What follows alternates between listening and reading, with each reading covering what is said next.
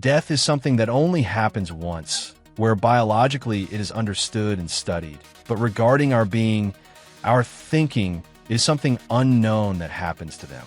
This generates an uncertainty that to this day has created a multitude of philosophical currents, as well as the basis of many religions that explain what happens to us in a way that many may consider fanciful. But until we have to go through this event, we will not know what is on that side, what happens to us, or in the worst case, we simply turn off, disappearing forever and leaving a corpse that will go through a decomposition process.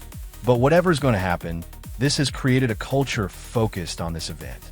One of the most representative is the Day of the Dead, in a game that has created a very polished story with both events, placing special emphasis on what happens to us, with what we could call the soul, and a focus on Mictlan, the underworld or world of the dead in Aztec culture, is grim fandango.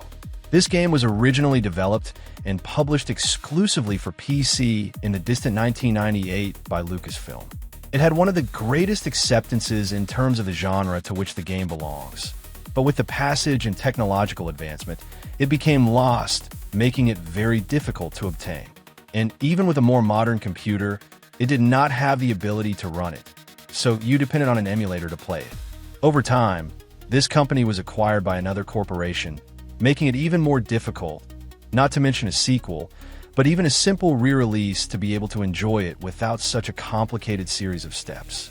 But in 2015, Double Fine managed to obtain permission to remaster the game and re-release it on a much simpler platform, digital downloads, where it can currently be played on PlayStation 4, PlayStation Vita, on computers where the digital platform to obtain is Steam, and it was recently released on the Nintendo Switch. This is a graphic adventure game. For those in the know, it is the evolution of the point-and-click genre, where we move around a scenario, interact with characters and objects in order to find a solution to the puzzles to continue our adventure, with very limited movements we can do, but which stand out with a very polished story exemplified by artistic design. The game's story revolves around Manny Calavera, who is in charge of going to get the deceased from the world to take them to the underworld, and in that place analyze what actions they performed in life, so that he can offer them a travel package to traverse the afterlife and reach the end of the road of the dead. In short, he is a travel salesman from the Department of Death, where the better and more kind-hearted actions you have performed, you will be able to travel on the number 9, a train that will take you in a matter of hours. While if you were scum, you will have to go on foot and suffer the horrors of a journey that will take you 4 years. For some reason, our salesman does not yet have the right to depart and has to do social work. Additionally, he suffers one of the worst sales streaks since all his clients do not meet the minimum requirements to leave. So he becomes increasingly frustrated, takes matters into his own hands to find out what is happening, and in doing so, uncovers a corruption network. This is a 3D graphic adventure. We will have a particular view since everything that happens will be seen from an angle of the scenario, and as we move in it, the camera will position itself in another direction. To understand it better, it's like watching everything from a security camera. We will control Manny Calavera. He will move depending on the type of control you have activated. The most comfortable allows you to move in a conventional way where the direction is adjusted with joystick movement, while in the original form, he will only move forward if we press the up direction. Moving it to the right or left will only make him rotate on his own axis. This movement style is called tank controls. In the original game, you only have this, while in the remaster, you can choose the one you like best. Apart from this, we only have 2 other actions. The first is to talk to all the characters we come across, and the second allows us to grab the different objects we find, which are stored in Manuel's jacket, and we can take them out to use when we need them. While exploring our inventory, we can obtain information, which in some cases is very brief, about the function of that item. Technically, everything we do in the game is move, talk, and touch everything within our reach. Luckily, Manny will turn his head when passing near a useful object, which lets us know its key and discard what is part of the scenery. Really, what we do in this game is very limited, placing special emphasis on problem solving and delving into the story. While talking to people, we will have different dialogue options to start a conversation and thereby find out what is happening. No matter what you choose, no matter how rude a question or answer sounds, and the character gets upset to the point of ignoring you. Nothing really happens, and everything will work out. What can happen is that you don't know who you should start a conversation with first, and if you skip someone to talk to him later, he might skip some information. Maybe it's not important, but either way, you'll lose that fragment. But don't worry, there's no penalty. The second activity we will be doing is solving problems with the different objects we collect. This is very easy to say, but the truth is that they are very obtuse and do not follow common logic. As an example, at one point in the story we need to collect pigeon eggs, but when we approach them, they attack us. Common logic dictates that you approach with a scythe and chase them away with it. But in this game, it doesn't work that way. Instead, you must put an inflated balloon on a plate, put ground bread so they come to eat. While they peck the bread, the balloon explodes and they fly away, leaving the path clear. While as logical, as I said, it is not governed by an easy solution, but perhaps by a much more complex reasoning. And how do you know? Well, following the same example, when you go to the clown who gives away balloons, at some point you make one explode with which he is working and the nearby pigeons fly away. Through these puzzles, which dominate the game, the duration can vary. You might discover the solution quickly, or it might take you a long time because you don't find the right moment, an object is very hidden, or you haven't yet figured out how to use it. If it's costing you a lot of work, I would recommend using a guide.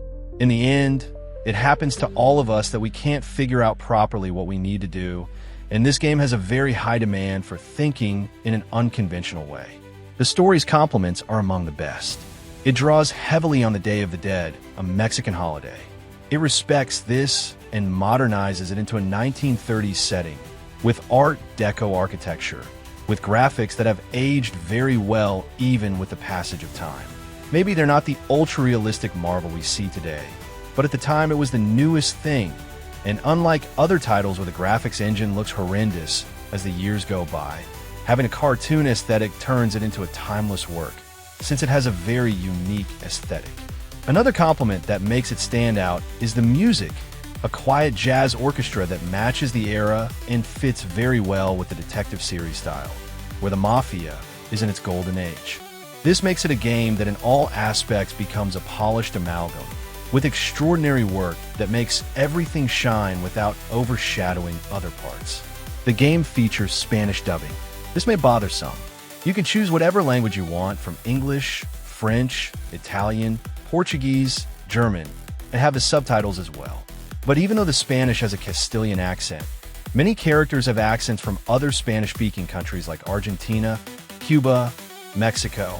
I don't know about others, but I get the feeling that they wanted to convey that when we die, we all go through the same path, regardless of origin. If that's the case, that's another thing that makes the game stand out, and it does so very subtly. The remaster, besides being able to enjoy the game today, allows us to adjust the screen to whatever standard we want. The best, or at least in my opinion, is to put in a panoramic view, but with the included bars, making the image look standard for the era it came out, since we can set everything to current resolution, but the image will adapt and distort. This is common in old games that were re-released, adapting them to the current era. Additionally, the new version includes director's commentary.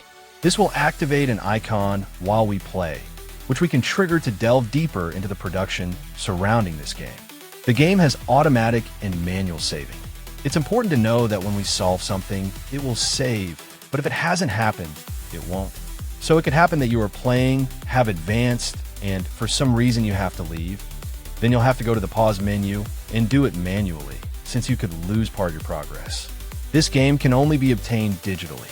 It's a shame for collectors that there is no physical format, which is the opposite of what happened with its original version.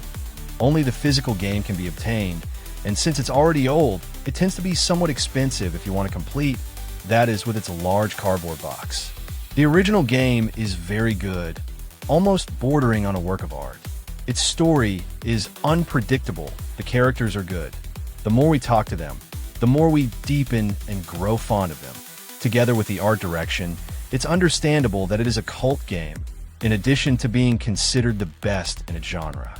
The problem I see is that in the remastered version, the only extra value it has is being able to play it today, since apart from that, it's a clone with slight visual improvements. but they didn't add anything new.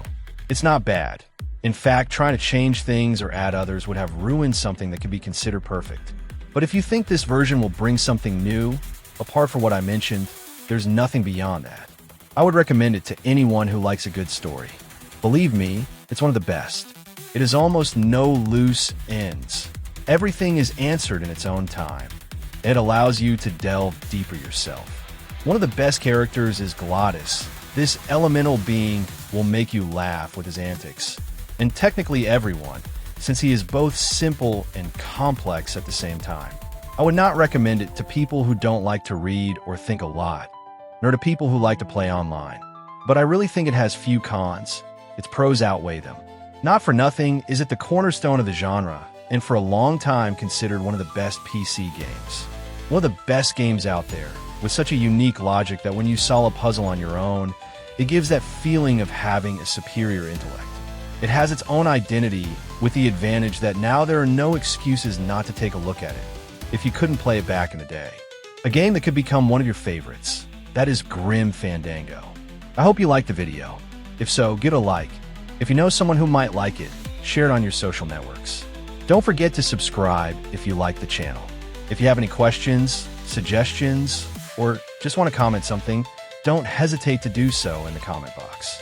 Also, if you're a big fan of this channel, activate the notification bell to be among the first to see the videos. Thank you very much for watching this video. See you next time. Bye.